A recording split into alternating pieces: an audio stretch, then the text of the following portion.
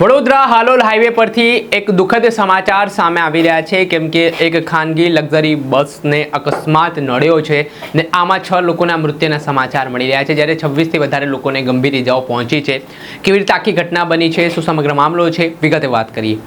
વૈષ્ણવજન તો તેને કહીએ જે પીડ પરાઈ જાનાને રે।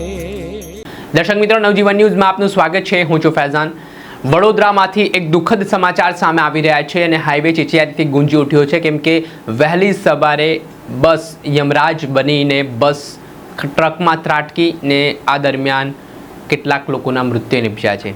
આ વાત કરીએ તો 4:30 વાગ્યાની આસપાસનો બનાવ છે જ્યાં રાજસ્થાનના બાંસવાડાથી એક ખાનગી લક્ઝરી બસ છે તે સુરત તરફ જઈ રહી હતી ત્યારે વડોદરા હાલોલ હાઈવે પર જે કોટંબી સ્ટેડિયમ આવેલું છે ત્યાં એક ટ્રક ઊભો હતો અને આ ટ્રક પાછળ જે બસની સ્પીડ છે તે નિયમિત જે સ્પીડ કરતાં વધારે હતી ને અચાનક જ ટ્રક છે તે બસ ડ્રાઈવરને દેખાયો નહીં ને ધડાકાભેર આ બસ છે તે ટ્રકમાં જઈને અથડાય છે ને આમાં જે મોટી સંખ્યામાં પેસેન્જરો બસમાં સવાર હતા જેમાં 6 લોકોના મૃત્યુ નિપજ્યા હોવાના સમાચાર મળ્યા છે અને 26થી વધારે લોકોને ઈજાઓ પહોંચી છે।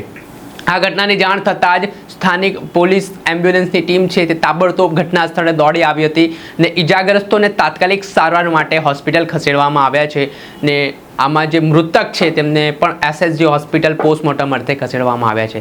આ ઘટનાથી સમગ્ર હાઈવે પર મોતની ચિચિયારી ગુંજી ઉઠી હતી।